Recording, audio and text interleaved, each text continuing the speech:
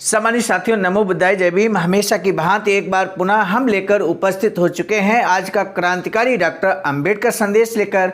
विषय है, इस देश का कोई भी राजनीतिक दल हमारी आज़ादी का लड़ाई का समर्थन नहीं करता।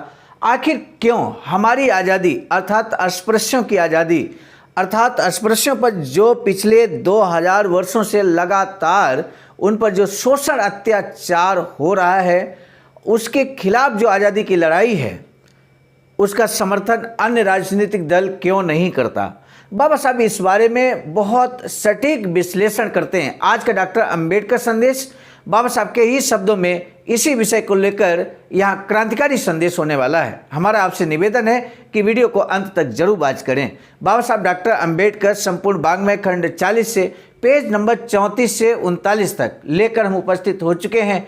21 जुलाई 1946 के दिन दोपहर 3:30 बजे पूना शहर के अहिल्या आश्रम में ये क्रांतिकारी कार्यक्रम होता है, जिसमें बाबा साहब का क्रांतिकारी स्पीच होता है। आज हम बाबा साहब के स्पीच को लेकर उपस्थित हो चुके हैं। बिना विलंब के हम कंटिन्यू करेंगे, लेकिन हमारा आपसे निवेदन है कि यदि आप में धैर्य है तो इस वीडियो को वॉच करें, क्योंकि ये वीडियो कुछ अपेक्षाकृत लंबा होने वाला है। लंबा इसलिए होने वाला है क्योंकि बाबा साहब का जो स्पीच है वो अपने आप में बहुत क्रांतिकारी है, ऐतिहासिक पृष्ठभूमि को लिए हुए है। यानी कि अगर आप आज के भाषण को, बाबा साहब के इस हुबहू भाषण को आप सुनते हैं तो काफ़ी कुछ ऐतिहासिक जानकारी आपको मिलने वाली है। 10 से 15 मिनट के अंदर ये ऐतिहासिक जानकारी बाबा साहब के ही शब्दों में हम आप तक पहुंचाने की कोशिश कर रहे हैं। मुझे पूरा भरोसा है जब ये वीडियो आज खासकर संडे स्पेशल होने वाला है, तो ऐसे में छुट्टी का कुछ हिस्सा डॉक्टर अंबेडकर संदेश को सुनने के लिए आप जरूर निकाल ही लेंगे, ऐसा मुझे पूरा भरोसा है। तो आइए बिना विलंब के अब हम शुरू करते हैं आज का क्रांतिकारी स्पीच बाबा साहब का। इस अवसर पर महिलाओं तथा पुरुषों की भारी भरकम भीड़ को संबोधित करते हुए बाबा साहब डॉक्टर भीमराव अंबेडकर ने कहा, भाइयों और बहनों, यहाँ चल रहे सत्याग्रह का सिंह अवलोकन करने के लिए आज हम लोग यहाँ इकट्ठा हुए हैं।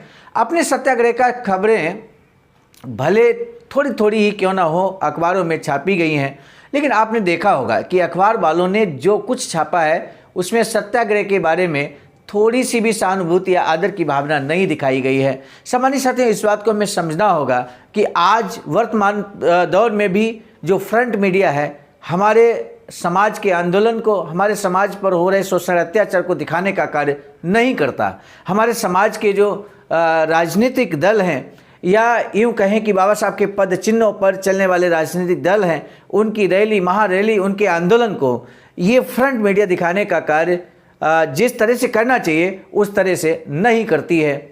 और ये आज की ही समस्या नहीं है, ये बाबा साहब के ज़माने में भी आप देख सकते हैं बाबा साहब किस तरह से यहाँ एक्सप्लेन कर रहे हैं। हमें समझना होगा कि ये मीडिया हमारा क्यों ध्यान नहीं रखती है, क्यों हमारे आंदोलन को अहमियत नहीं देती है, जबकि कितना बड़ा आंदोलन है। आज के डॉक्टर अंबेडकर संदेश में हम सभी इस बात से वाकिफ होने वाले हैं।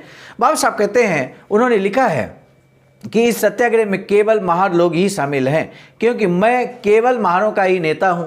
उन्होंने प्रचार किया है कि मेरे साथ अन्य कोई भी नहीं है। इस तरह का प्रचार आजकल की बात नहीं है, वे हमेशा ही करते आए हैं। पता चला कि विदेशों में भी उसका थोड़ा असर हुआ है।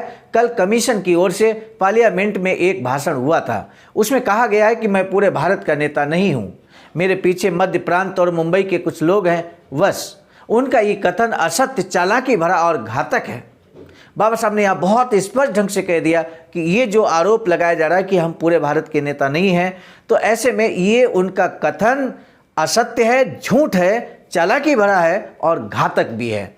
हाल ही में हुए बंगाल के चुनावों से उनके कथन का झूठ साफ हो जाता है। बंगाल के चुनाव में क्या कुछ हुआ, आइए बाबा साहब के शब्दों में जानने की कोशिश करते हैं। बाबा साहब कहते हैं कि भारत के पूरे अस्पृश्य समाज का समर्थन मुझे प्राप्त है। बंगाल का चुनाव इसका सबूत है, क्योंकि बंगाल में कोई महार नहीं है, बंगाल में नाम शूद्र नामक जाति है। इन नाम शूद्रों ने मुझे चुनाव में जिताया है। अब मैं उनसे पूछना चाहता हूं कि आपके कथनानुसार अगर मैं भारत के सभी अस्पृश्यों का नेता नहीं हूं, तो मैंने बंगाल से चुनाव कैसे जीता?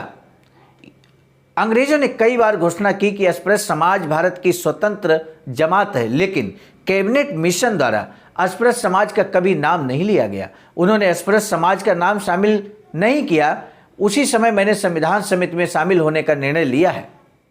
तब बाबा साहब कहते हैं, अस्पृश्य समाज के कल्याण के लिए मेरा संविधान समिति में होना बहुत ज़रूरी है, बेहद ज़रूरी है। लेकिन बाबा साहब आगे जो कहते हैं वो निश्चित रूप से आप सोचेंगे, विचार करेंगे कि आखिर बाबा साहब के साथ इतना अन्याय क्यों हुआ।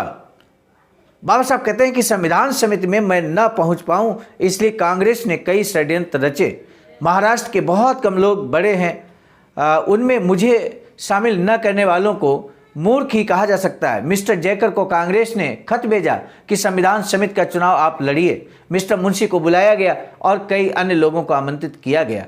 इतनी सुहागनों के बीच वास्तव में मुझे भी कुमकुम लगाना चाहिए था, लेकिन उनकी कोशिश मुझे विधवा बनाने की ही रही। उन्होंने इसके लिए बहुत कोशिश की।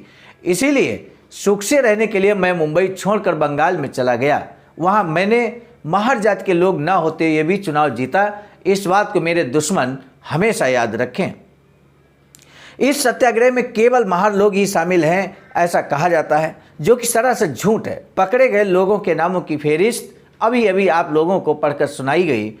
उससे आप जान जाएंगे कि सत्याग्रह महार, चमार, मांग आदि सभी जातियों के लोग शामिल हैं।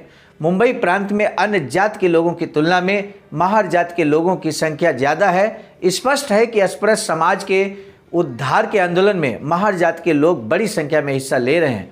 इसीलिए किसी को बुरा मानने की जरूरत नहीं है। किसी न किसी लालच के वशीभूत होकर ज़्यादातर लोग कांग्रेस में शामिल हुए हैं। कोई चमड़े का व्यापार करना चाहता है, इसलिए उसे चमड़ा पाना है। कोई मक्खन का व्यापार करना चाहता है, इसलिए उसे सफ़ेद रंग का पतला कागज चाहिए और इसीलिए वह कांग्रेस में शामिल हो रहा है। कोई कॉन्ट्रैक्ट्स पाना चाहता है तो कोई नौकरी पाना चाहता है। हमारे आंदोलन में कोई अपना स्वार्थ साधने के लिए शामिल नहीं हुआ। किसी को देने के लिए हमारे पास नौकरियां नहीं हैं।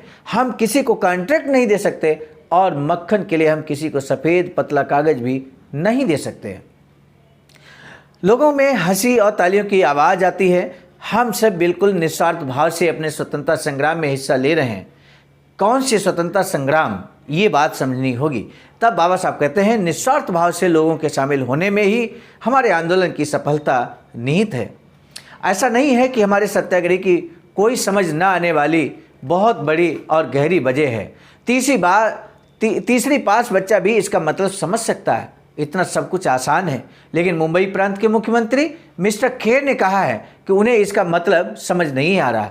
वैसे पागलपन का ऐसा स्वांग भरने की कोई ज़रूरत नहीं है। बाप मरते समय अपनी संपत्ति किसे मिलनी चाहिए, इस बारे में वसीयत लिखता है। अंग्रेज़ों ने घोषणा की है कि वे इस देश को छोड़कर जा रहे हैं। मरने वाले बाप की तरह ही उन्होंने अपनी वसीयत लिखी है। अपने पीछे अपनी संपत्ति का वारिस कौन होगा, इस बारे में बाप जैसे निर्णय करता है, उसी प्रकार अंग्रेज़ों ने भी इस देश के वारिस का फैसला कर लिया है। उन्होंने घोषणा की है कि इस देश के असली वारिस दो होंगे, हिंदू और मुसलमान। अस्पृश्यों का उन्होंने जिक्र तक नहीं किया। हमें लगा था कि इस देश का पुश्तैनी हक जब तय किया जा रहा है तो अस्पृश्यों को भी कुछ मिलेगा। हमें लगा था कि हिंदुओं को अगर अठन्नी मिलेगी तो हमें कम से कम चवन्नी मिलेगी, तो जरूर मिलेगी। लेकिन छल कपटी और बेहद चालाक अंग्रेजों ने अस्पृश्य समाज को धोखा दिया। हिंदू और मुसलमान सत्ता के वारिस बन चुके हैं। सत्ता का हक हिंदुओं को मिला है। हमारा उनसे सीधा सवाल है कि मिली हुई सत्ता में हमारा हिस्सा कितना है। मिस्टर खेर का कहना है कि ये सीधा साधा और जायज़ सवाल उनकी समझ में नहीं आ रहा। उनका न समझना केवल ढोंग है, एक ढोंग है। इस तरह अनजान बनने से कुछ हासिल नहीं होगा। इस देश में सुखपूर्वक राज करना हो तो हिंदुओं को हमारे सवाल का जवाब देना ही होगा। अब तक हिंदुओं ने इस सवाल का जवाब नहीं दिया है, इसी कारण हिंदुओं से हमारा झगड़ा है। अंग्रेजों से झगड़ने में कोई फायदा नहीं है। मरे हुए बाप से पुश्तैनी अधिकार के लिए लड़ने में कहाँ की समझदारी है। हमारी लड़ाई मुसलमानों के साथ भी नहीं है, क्योंकि वे हमारा विरोध नहीं करते। मुसलमान बहुल प्रांतों में हमारी मांगें पूरी करने के लिए वे तैयार हैं। लेकिन कांग्रेस को हमारे हकों के बारे में सार्वजनिक घोषणा करनी होगी। केवल खोखली बातों से अब काम नहीं चलेगा। हमारी मांगों के संदर्भ में कांग्रेस को तुरंत श्वेत पत्र जारी करना होगा। इसके अभाव में अगर ऐसा नहीं हुआ तो पुणे में शुरू हुई सत्याग्रह की ज्वाला पूरे देश में फैलने में समय नहीं लगेगा। हमारी मांगों की पूर्ति के लिए सभी प्रांतों में हमें लड़ाई छेड़नी पड़ेगी। आज की हमारी लड़ाई अहिंसात्मक है। हमने अहिंसा का प्रभावी अस्त्र धारण किया है। अहिंसा के बारे में गांधी की अपनी एक व्याख्या है, लेकिन मेरी व्याख्या गांधी की व्याख्या से पूरी तरह अलग है। तुकाराम बुबा को की जो थी वही अहिंसा की व्याख्या मेरी भी है।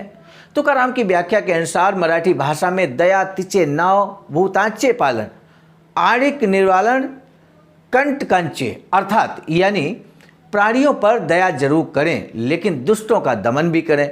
मुझे भी यही सही लगता है। इस व्याख्या का अनुसरण करते हुए हम अहिंसक सत्याग्रह करेंगे ही, साथ ही कंटकों का खात्मा भी करेंगे। हमारे सत्याग्रह का आज भले उन पर कोई असर नहीं हुआ हो, लेकिन कुछ समय के बाद उनकी गर्दन हमारे सामने झुकने ही वाली है। अलग चुनाव क्षेत्र की हमारी मांग उन्हें माननी ही पड़ेगी। हमारी अलग चुनाव क्षेत्र की मांग कांग्रेस के मन में डर का हवा पैदा करती है। हमें अलग चुनाव क्षेत्र मिलने से देश का बड़ा नुकसान होगा, ऐसा उन्हें लगता है, लेकिन उन्हें इस प्रकार डरने की कोई ज़रूरत नहीं है। अलग चुनाव क्षेत्र से किसी का नुकसान नहीं होने वाला। सिखों को अलग चुनाव क्षेत्र दिया गया है, इसके कारण देश दो फाड़ नहीं हुआ है। 1934 तक जिन्ना कांग्रेस में थे, वे जब कांग्रेस में थे तब कांग्रेसी उनकी भगवान की तरह पूजा किया करते थे। उनकी देशभक्ति के स्मारक के तौर पर कांग्रेस ने मुंबई में जिन्ना हॉल के नाम से एक इमारत खड़ी की थी। यही जिन्ना अलग चुनाव क्षेत्र से हमेशा चुनाव जीतते आए हैं, ये कोई ना भूले। जिन्ना के अलग चुनाव क्षेत्र के कारण अगर देश का कोई नुकसान नहीं हुआ तो अस्पृश्यों को अलग चुनाव क्षेत्र देने से देश का बड़ा नुकसान होगा कहने का कोई अर्थ नहीं है। मैं पिछले 20 सालों से, बाबा साहब कहते हैं, मैं पिछले 20 सालों से इस देश की राजनीति में हूँ। इन 20 सालों में देश के लिए नुकसानदेह साबित हो ऐसा कोई कार्य मैंने नहीं किया। मेरे मित्र गोखले को इस बात का पता है। मिस्टर गोखले मुझे अपना दोस्त मानते हैं कि नहीं पता नहीं, लेकिन मैं उन्हें अपना दोस्त मानता हूँ। 22 राय की काउंसिल में अंग्रेजों को जोर देकर सवाल पूछने वाला अकेला मैं ही था। इन लोगों ने असली अंग्रेज को देखा नहीं होगा, देखा तो वे बौखला जाएंगे। हमारी लड़ाई हमेशा सिद्धांतों के लिए होती है। हमारा झगड़ा 6 करोड़ अस्पृश्य जनता की ओर से है। हमें राजनीतिक सुरक्षा चाहिए। मूर्खों के कारण अथवा धूर्तों के कारण हमारा कोई नुकसान ना हो, इस प्रकार उस सुरक्षा का स्वरूप होना चाहिए। हमारे आंदोलन में मूर्खों के लिए तथा धूर्तों के लिए कोई स्थान नहीं है। हम ऐसा आंदोलन खड़ा करना चाहते हैं जिसमें लुच्चों लफंगों के लिए कोई जगह नहीं होगी। अन्य लोगों की तरह हमें भी आज़ादी चाहिए। हमें किसी की भी विदेशियों की अथवा स्वदेशियों की गुलामी नहीं करनी है। हमें आज़ादी चाहिए, लेकिन उसी के साथ हमें प्रजातंत्र भी चाहिए। सत्ता अगर कुछ गिने चुने लोगों के हाथ गई तो इसका कोई भरोसा नहीं कि हमारे अच्छे दिन आएंगे। ये हमारा डर है, और ये डर साधारण होने के कारण ही लगता है कि सत्ता आम आदमी के हाथ आनी चाहिए। हमारी पक्की धारणा है कि राजनीतिक सत्ता असल में किसानों मजदूरों के हाथ होनी चाहिए। सम्मानित साथियों, आज का ये डॉक्टर अंबेडकर संदेश हर किसी के लिए कितना अहमियत रखता है, आप बारीकी विश्लेषण स्वयं भी कर रहे होंगे, समझने का कोशिश कर रहे होंगे। बाबा साहब बहुत स्पष्ट ढंग से कहते हैं कि हमारी पक्की धारणा है कि राजनीतिक सत्ता असल में किसानों मजदूरों के हाथ में होनी चाहिए। इस बात को हमें ध्यान देना होगा। सम्मानित साथियों, क्या हमारा ये दायित्व नहीं बनता कि इस अंबेडकर संदेश को हम किसानों मजदूरों के पास भी भेजने का कार्य करें, ताकि वो समझें कि बाबा साहब की सोच किसानों मजदूरों के प्रति क्या थी। वो जानेंगे तभी जब वो इस वीडियो को सुनेंगे, समझेंगे। सुनेंगे तभी जब इस वीडियो को आप शेयर करेंगे। आइए आगे बढ़ते हैं। बाबा साहब कहते हैं, अन्य लोग भले कुछ कहें, हमें आज़ादी चाहिए, वो हम लेकर रहेंगे। इस देश की किसी भी जाति, जमात अथवा वर्ग द्वारा हम पर शासन न चलाया जाए। हमें ऐसे राजनीतिक हक चाहिए कि उनके सहारे हमें इस देश में सिर ऊंचा उठाकर जीने की आज़ादी मिले। गुलामी को हम अपने जूते की नोक पर रखेंगे। इस देश के 6 करोड़ अस्पृश्यों की लड़ाई सही मायने में आज़ादी की लड़ाई है। इसके बावजूद इस देश के किसी व्यक्ति का हमारे आंदोलन को समर्थन नहीं है, सहयोग नहीं है, सहानुभूति नहीं है। पोस्ट की हड़ताल हो तो उसे सबका समर्थन मिलता है। मैं ये नहीं कह रहा कि आप उन्हें समर्थन ना दें। इस देश में कम्युनिस्ट हैं, उग्रमतवादी हैं और मतांतरवादी भी हैं, लेकिन इनमें से किसी का भी हमारी आज़ादी की लड़ाई के लिए समर्थन नहीं है। कहने का तात्पर्य, बाबा साहब कहते हैं, आज जो 6 करोड़ अस्पृश्य हैं इस भारत देश के अंदर, उनकी लड़ाई के लिए कोई आगे नहीं आ रहा है, हम अकेले पड़ रहे हैं। तब बाबा साहब कहते हैं, आप सभी लोगों को एक बात ध्यान में रखनी होगी कि हमें किसी का समर्थन मिले या न मिले, हमें ये लड़ाई जीतनी है, अपने ही बलबूते हमें लड़ाई जीतनी है। हमें अपनी ताकत पर भरोसा करना है, उसी पर अपना दारोमदार रखना है। अपने मजबूत संगठन के सहारे हम सभी दिक्कतों को लांघ सकते हैं। इस सत्याग्रह की सारी जिम्मेदारी केवल हम पर है। अब लड़ाई की शुरुआत हो चुकी है। सिर फूटे या माथा, हमें आखिर तक लड़ने का निश्चय करना होगा।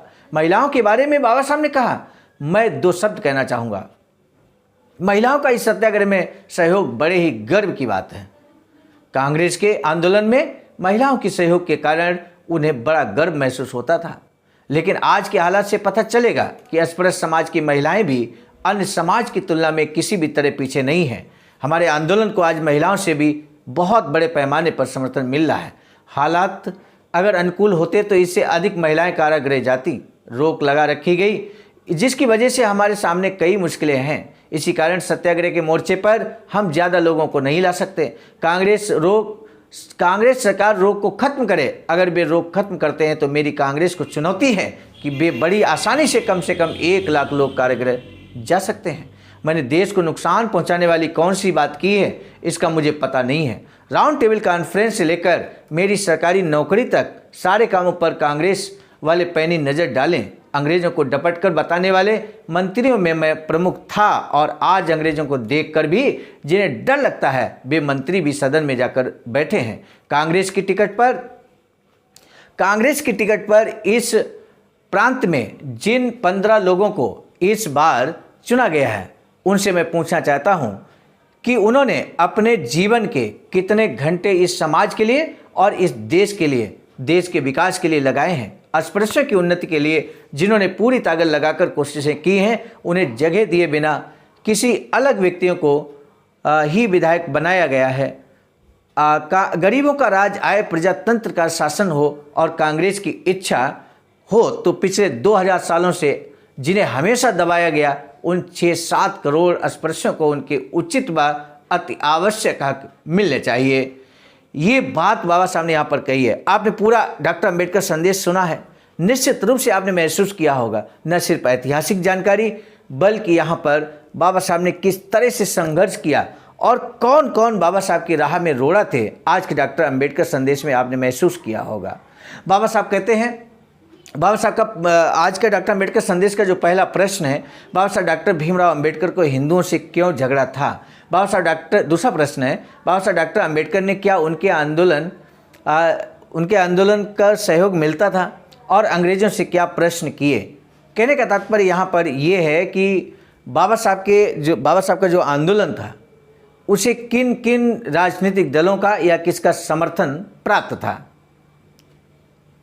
बहुत ही संक्षिप्त में अपना आंसर आप दे सकते हैं, और साथ ही साथ इस आज के डॉक्टर अंबेडकर संदेश के बारे में सारांश के तौर पर या अपनी प्रतिक्रिया या सुझाव यदि आप देना चाहते हैं तो बहुत बहुत हार्दिक स्वागत है आपका। आज का डॉक्टर अंबेडकर संदेश समाप्त करने से पहले हम जरूर बताएंगे कि बाबा साहब की अधूरी इच्छा के अनुरूप एक वैचारिकी सेंटर निर्माणाधीन है सारनाथ, वाराणसी राज्य उत्तर प्रदेश में।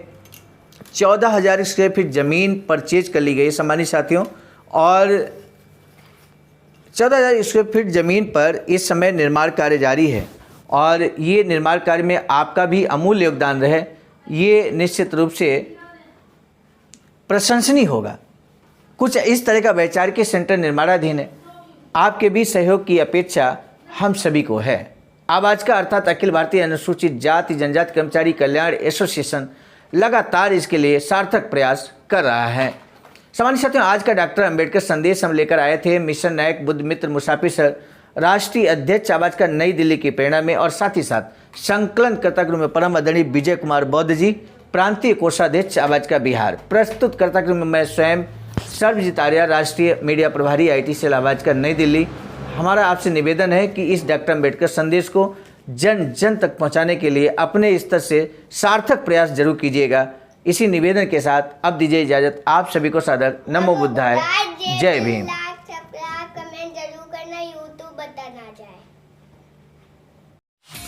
सम्मानित साथियों, यदि आप हमारे इस चैनल आवाज़ का ऑफिशियल, जिस पर नियमित सुबह 5 बजे डॉक्टर अंबेडकर संदेश आपको मिलता है, आप हमारे इस चैनल को सपोर्ट करना चाहते हैं तो हमारा आपसे निवेदन है कि आप हमारे इस चैनल को सब्सक्राइब कर लें, वीडियो को शेयर, लाइक, कमेंट जरूर करें।